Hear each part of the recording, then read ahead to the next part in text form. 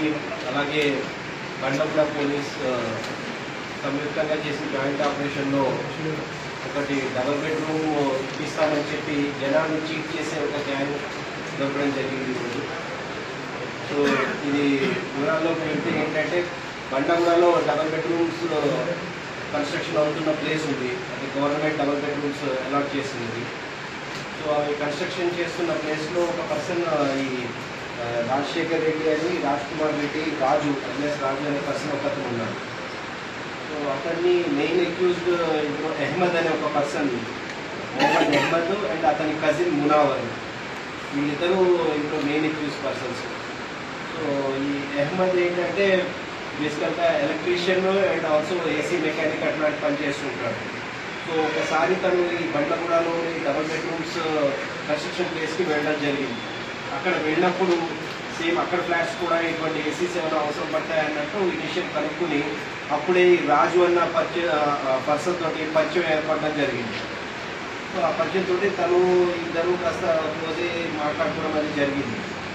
తర్వాత ఈ రాజుకి ఈ అహ్మద్ అనే పర్సన్కి అండ్ అతని కజిన్ ఈ మునావర్కి అప్పుడు ఒక ఐడియా ఇది వచ్చిందనమాట. సో బికాజ్ వాళ్ళకి ఆ మామూలు వాళ్ళ ఈ రిపేర్స్ తోటి వాటితోటి ఆ వర్క్తో వస్తున్న మనీ సరిపోకపోవడంతో వాళ్ళు జనరల్గా ఇట్లాగా డబుల్ బెడ్రూమ్స్ అలాట్ చేసి పబ్లిక్ నుంచి మనీ తీసుకుంటే ఈజీగా ఇస్తారు కదా అనే దాంతో పబ్లిక్ని చీట్ చేద్దామన్నట్టు అనుకున్నారు వాళ్ళు. ఆ ప్రకారంగానే మోస్ట్ ఆఫ్ ది విక్టిమ్స్ ఇందులో చూస్తే అందరూ కూడా వాళ్ళ రిలేటివ్సే ఉన్నారు.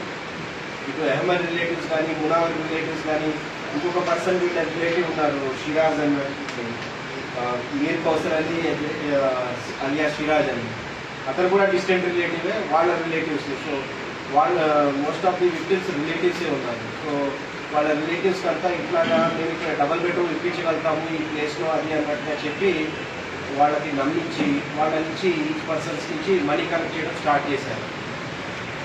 సో దీనికి నమ్మించడానికంటూ ఏం చేశాడంటే ఈ అహ్మద్ ఒకటి ఒరిజినల్ డబుల్ బెడ్రూమ్ అలాట్ చేసిన కాపీని ఒకటి తీసుకుని దాన్ని ఒక పిక్సాట్ అంటూ యాప్ ఒకటి ఉంది, ఆ యాప్లో దాన్ని ఫోటో తీసుకుని ఆ యాప్లో కొన్ని టూల్స్ ఉన్నాయి, ఆ టూల్స్ ద్వారా డేటాని అరేంజ్ చేసేవాడు. ఫర్ ఎగ్జాంపుల్ ఇప్పుడు చూస్తున్నారు కదా ఇట్లాగా ఈ ఒక ఒరిజినల్ అలాట్మెంట్ ఆల్రెడీ తీసుకుని సేమ్ ఇంట్లో ఏంటంటే డేట్ కానీ ఇది కానీ డీటెయిల్స్ అన్నీ అరేంజ్ చేసేస్తారు, ఫోటో ఉంటే ఫోటో అవ్వండి అవి అరేంజ్ చేసేసి తర్వాత మీరు మాన్యువల్గా ఇట్లా రాసి ఇట్లా ఫోటో ఎవరైతే ఇతను మనీ తీసుకుంటారో వాళ్ళది ఫోటో ఫిక్స్ చేసి ఇట్లా సైన్ చేస్తారు.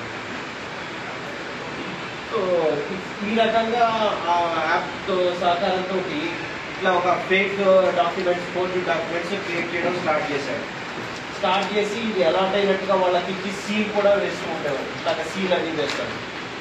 సీల్ వేస్తే వాళ్ళు ఇది నిజమని చెప్పి అనుకుంటారు. వాళ్ళని నమ్మించడానికి కూడా ఈ ఎవరికైతే అలాట్మెంట్ అవుతుందని చెప్తున్నాడో, ఎవరైతే మనీ ఇస్తారో వాళ్ళని తీసుకుని డబుల్ బెడ్రూమ్ కన్స్ట్రక్షన్ సైట్ తీసుకెళ్లేవాడు. తీసుకెళ్ళినప్పుడు ఈ రాజు ఎవరితో అయితే పరిచయం ఏర్పడిందో, రాజు యాక్చువల్గా జస్ట్ అక్కడ సూపర్వైజర్ లాగా నియమించబడ్డవాడు, జస్ట్ అవుట్ ఆఫ్ కాంట్రాక్ట్ ఇది అన్నట్టుగా అక్కడ కాంట్రాక్టర్ వాళ్ళ తరఫున పెట్టుకున్న పర్సన్ అదనమాట.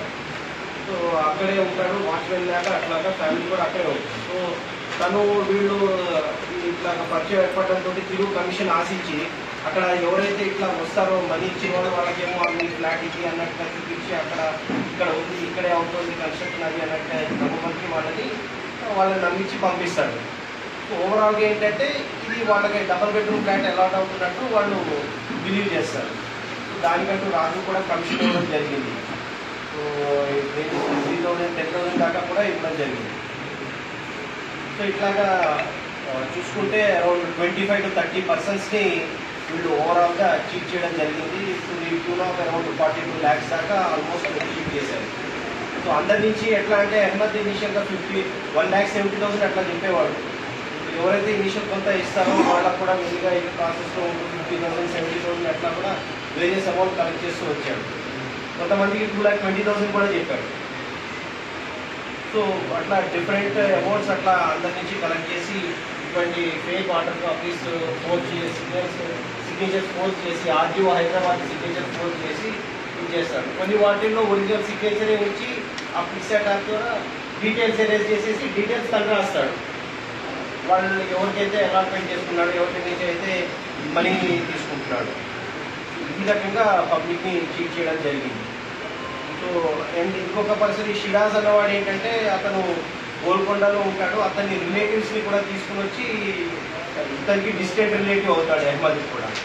సో అందుకని తన రిలేటివ్స్ని కూడా తీసుకుని వచ్చి తనకి పరిచయం చేసి తనకు కూడా కొంత కమిషన్ వచ్చింది, వాళ్ళని కూడా నమ్మబలికించి ఇట్లాగా అలాట్మెంట్ ఆర్డర్స్ వస్తాయి అది అని చెప్పని మనీ ఇప్పించాడు. సో అందుకని అతను ఒక గోల్కొండ కేసులోనే ఉన్నాడు, అంటే వేరే అన్నింటిలోనూ లేదు కానీ గోల్కొండలో అయిన కేసులో ఉన్నాడు.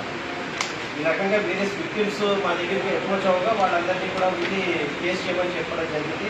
అలాగే 6 కేసెస్ అయ్యాయి. మెయిన్ కేసు బండగూడలో ఉంది, అక్కడే డబుల్ బెడ్రూమ్ అవుతుంది కాబట్టి.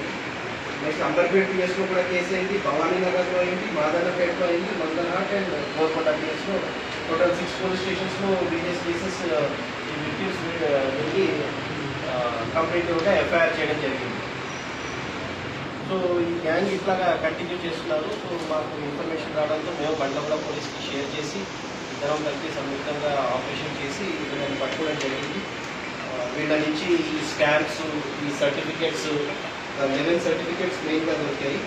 మిగిలిన వాళ్ళకి ఇస్తామన్నట్టు చెప్పి చేస్తున్నారు. మనీ అయితే తీసుకున్నారు అందరి నుంచి, వాళ్ళకి కాపీస్ ఇస్తామన్నట్టు చెప్పారు, ఓన్లీ టైం ఇచ్చేవారు చెప్పారు. సో అట్లనే స్టాంప్స్ ఉన్నాయి, స్టాంప్స్ అండి, ఆ స్టాంప్స్ ఒకటి, నెక్స్ట్ సర్టిఫికెట్స్ అండ్ కొంత క్యాష్ వాళ్ళు ఎవరైతే తీసుకున్నారో 42 lakhsలో వాళ్ళు మ్యాక్సిమం ఖర్చు పెట్టేసి మిగిలిన 5.5 lakhs వాళ్ళ నుంచి సీజ్ చేయడం జరిగింది.